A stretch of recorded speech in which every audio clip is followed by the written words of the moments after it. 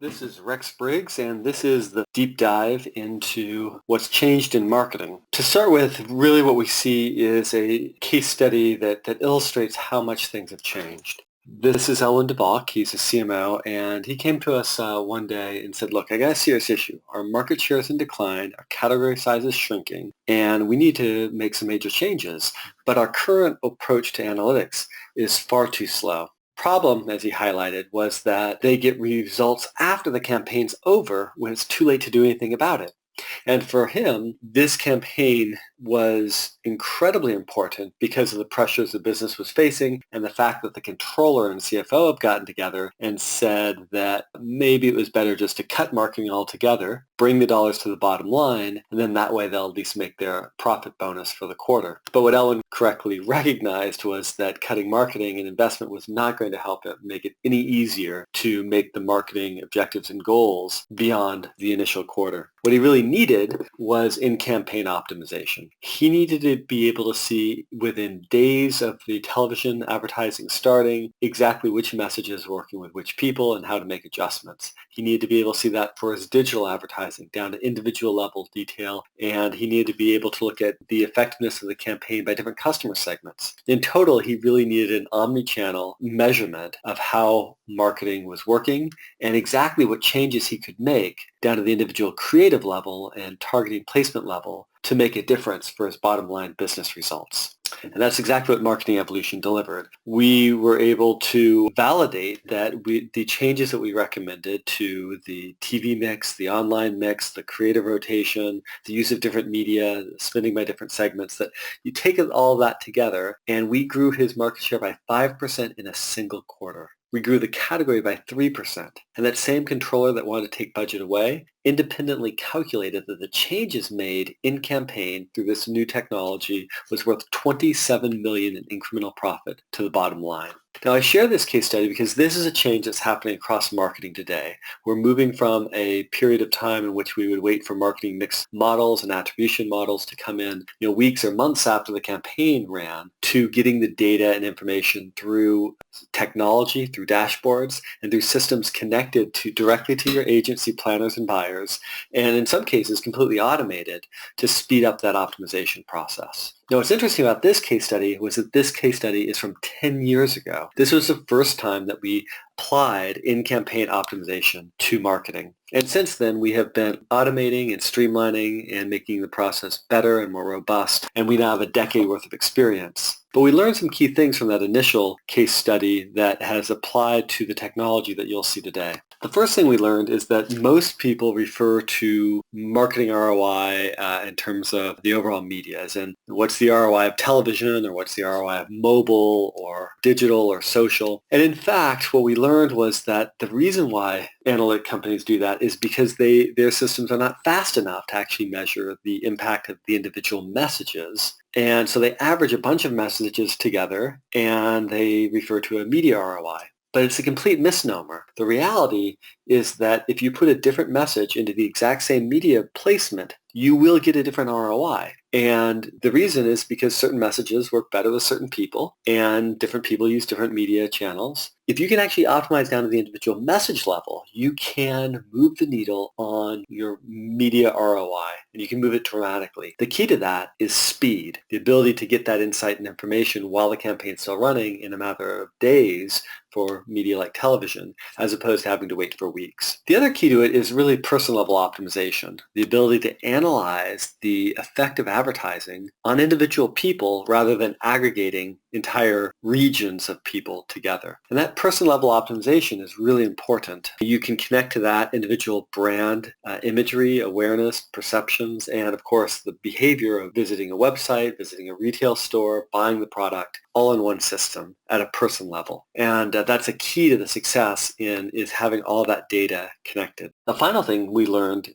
in the process was simplicity. Really, if you're going to have people acting on the information very quickly, we found that by pre-wiring who makes what decisions when and making this information really straightforward and clear makes it much more actionable. I think we've all seen these ROI reports, which sound pretty interesting at a high level, but when you go to try to implement and figure out, well, exactly what do I do next, they're difficult. That's the opposite of what we want in a system. What we want instead is a system that is very detailed, actionable, and can be immediately applied, and simplicity is the key to that success. So with those lessons, a decade of experience has led to what we refer to as the ROI Brain, and the ROI Brain just won the Big Data Award from the Advertising Research Foundation. Now, this is a really prestigious and honorable award because it's a deep dive into the technology, into the analytics, into the methodologies for getting the right answer. And we would be happy to arrange a live demonstration of this. We also have white papers on this specific case study since it was a publicly available one. But what you see in the Big Data Award now is this evolution of the same case study that you saw before,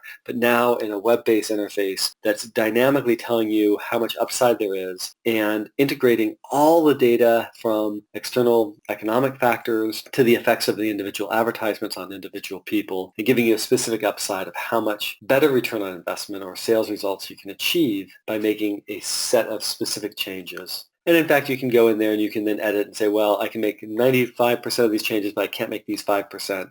And the software will recalibrate, give you a new projection of what the results are because it has prediction and measurement optimization built in all in one platform.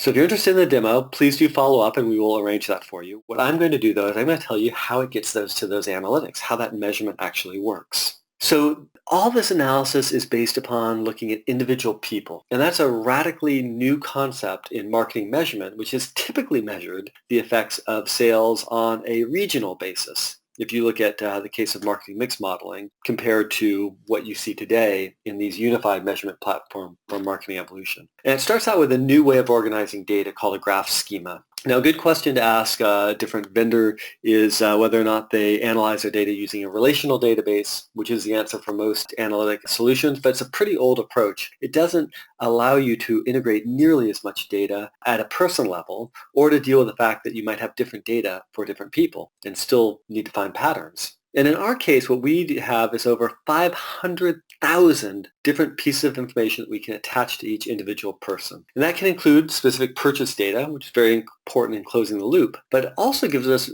proprietary brand perception data that we measure directly on millions of consumers to understand what their awareness of your brand is, what their brand perceptions are, the purchase intent. And we can see how that intent then converts over to purchases over time at a person level. And that is the key to building a good predictive analytics system. Now, it may be that somebody likes your brand, but they don't live very close to where they can buy your brand, and therefore they're less likely to convert. And so we also take in this geolocation data, and this is particularly important if you're selling any physical point of retail, whether it's a movie theater in the case of the Warner Brothers case, or a retailer like Best Buy, a bank like Regions Bank, and so forth. We also are taking proprietary data in from social and the direct media feed from MediaOcean and the ad servers. We're linking in with any CRM files or DMPs that you use, and we're putting that all together into one system to analyze each person. Now, once we have all that data together, and by the way, when people work with Marketing Evolution, they get over $6.6 million worth of data already in the platform. So we're very fast to onboard, very fast to turn on and get going. But once you have that data, there's three things we're going to do to analyze it. The first thing we're going to do is calculate a purchase propensity. And that means looking at how likely a person is to buy your product by analyzing who's bought your product in the past. And that means both understanding the profile of the person, which you see on the right side, as well as the physical location and how convenient it is for them to actually buy your brand, you see in the map on the left side. The second thing we do is we begin to apply predictive analytics to it. Now, it might be the case that this person is more likely to buy the product when the weather is favorable for your brand sale, or less likely to buy it if the weather is unfavorable. And so that weather variable shown in the blue circles on the left side is then shown with the current weather and the forecast in the bottom right. We already have dynamic weather and every economic variable you can imagine already in the system. Now, the interesting ones are actually the orange circles, which are also influence predictive analytics. And those things are things that you do control as a marketer. It's your social strategy, it's your pricing, it's your advertising. And analyzing how these also affect the consumer down to the individual message level is what brings us to the third area where we begin to analyze the effect of advertising on the consumer. One last point on predictive analytics. By having all this data for individual people, we can roll that up to an overall forecast for your brand and help you know whether you're going to be on track to make this quarter's numbers or not, and what changes you need to make to be able to achieve the best results possible. So the third area I mentioned before is the advertising optimization, and in this case we are analyzing the exposure from every single media you can imagine down to the individual person level. And we're comparing people like her to other people who are very similar to her that have been exposed to more ads or less. Now, this is an example of the TV behavioral data we bring into the system. Same thing works for direct mail, for radio, for digital display advertising, social media, etc. We're going to analyze the exposure to that message for her, and she fell in between the third and fourth decile of exposure, to other people that are very similar. Now, in this case, we're just showing 50 people here. In practice, we're analyzing millions of people. But after we've analyzed and figured out her exposure to every single media touch point,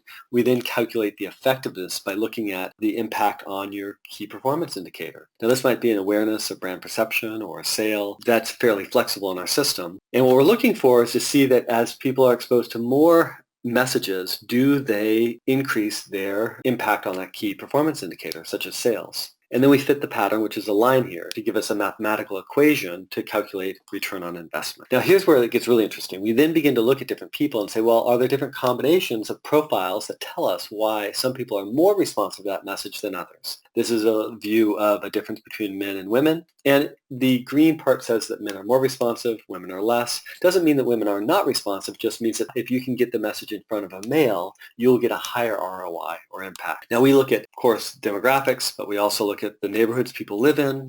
We look at the different Facebook profiles. In total, we look at thousands of different variables to find the different patterns for each ad. So you can think about the creation of a segmentation on the fly for each message to give us the exact profile of the people who are most responsive to that message. We then use that linked into every single media placement possible to optimize the matching of the right message to the right people. And that increases the ROI. That's how we're able to get that higher impact. The view on the right is looking at a television example of many different messages for Warner Brothers. The ad on the left is looking from a QSR example where we saw a 70% higher response for men versus women. And of course, it wasn't just men versus women. It was certain types of men responding to that message. And that helped us then target and increase the effectiveness of the advertising. So this data comes together in a very simple and easy to access way that gives us person-level optimization in the digital platforms or wherever addressable media is available. It gives us location, geo-targeting information that feeds directly in the system. And of course, it gives us the national roll-up of the media on things like television, cable TV, and individual placements for each creative message and the creative rotation. Taken together, it delivers a value to the consumer because it's a person-centric analysis. It's simple to implement and act, and it's backed with human people from the marketing evolution side to help people act on the insights on a daily, weekly, monthly basis to get better business results overall. So if you'd like to learn more about how we go about delivering this or how we go about onboarding this or some key differences, we encourage you to tune in to one of our other 15-minute deep dive webinars. I'm Rex Briggs, and thank you for joining us.